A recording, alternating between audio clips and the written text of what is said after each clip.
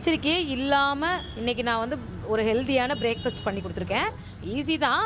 ஆனால் வந்து கல்பனாக்கு வந்து இன்றைக்கி காலேஜ் வந்து ஆஃப் டே இருக்குது. ஆனால் அப்படி இந்த மாதிரி ஆஃப் டே இருக்கிற நேரத்தில் என்ன பண்ணுவாங்க, சில நேரத்தில் போகல ஒன்றும் அவ்வளோ ஒன்றும் முக்கியமான சப்ஜெக்ட்லாம் எதுவும் இல்லைன்னு சொல்லுவாங்க. சரி அந்த மாதிரி நினச்சிட்டு ஒரு 7:30 வரைக்கும் தூங்கலாம். அதுக்கப்புறம் எந்திரிச்சு ஒரு ஹெல்த்தியான பிரேக்ஃபாஸ்ட்டு பொறுமையாக ஒரு 9:30க்குள்ளே செஞ்சு கொடுத்துர்லான்னு நான் நினச்சிட்டு தூங்கி எந்திரிச்சா 6 மணிக்கெல்லாம் வந்து கடகடன்னு எழுப்பி விட்டு, நான் இன்னைக்கு காலேஜ் போகிறேன், தயவு செய்து டிஃபன் பிரேக்ஃபாஸ்ட் பண்ணுங்கள், ஆஃப் டே தானே, லஞ்ச் வேணால் மதியானம் வந்து சாப்பிட்டுக்கலான்னு சொல்லிட்டாங்க.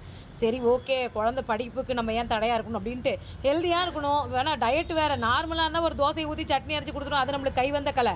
ஆனால் இந்த மாதிரி ஹெல்த்தியாக பண்ணும்ல, அதனால நான் என்ன பண்ணேன், பச்சை பயிரை வேக வச்சேன். வேகுமோ வேகாதோ வறுத்துட்டு வேக வச்சேன். ஆனால் பார்த்தா நல்லா மாவு மாதிரி வெந்திருந்தது. சரி ஓகே அப்படின்னு சொல்லிட்டு அதை வச்சு சூப்பரான ஒரு சேலடும், அதுக்கப்புறம் வாட்டர் மெலன், அதுக்கப்புறம் க்ரீன் டீ இதுதான் போட்டு கொடுத்த காலைல பிரேக்ஃபாஸ்ட்டு. கொஞ்சம் வயிறுக்கு ஃபில்லிங்காகவும் இருந்தது.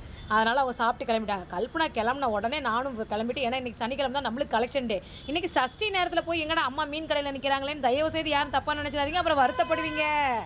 ஒன்றும் இல்லைப்பா, அம்மாக்காக வாங்கியிருக்கேன். அப்பா அம்மாவுக்கு வந்து இந்த இறாவும் நண்டு வேணும்னு கேட்டிருந்தாங்க. அதனால் அவங்க வாங்கி கொடுத்துட்டு குறிஞ்சி மளிகை கடையில் போய் கொஞ்சம் தட்டைப்பயிரும் காஃபி பொடி தீர்ந்து போச்சு, அதனால் அதையும் வாங்கிட்டு காய்கறி கடைக்கு போயிட்டு கொஞ்சம் காய்கறியும் வாங்கிக்கிட்டு அம்மாட்ட வாங்கின மீன் இறாவெல்லாம் கொடுத்துட்டுவேன். ஏன்னா நம்ம வீட்டுக்குள்ளே இன்றைக்கி சஷ்டி கொண்டு வர மாட்டோம் இல்லையா. கொடுத்துட்டு எனக்கு வந்து ஒரு 4 இட்லி வாங்கிட்டு வந்தேன். அதில் 3 தான் சாப்பிட முடிஞ்சது. சாப்பிட்டு மதியானம் என்ன லஞ்சுன்றதை பார்த்துருவோம்.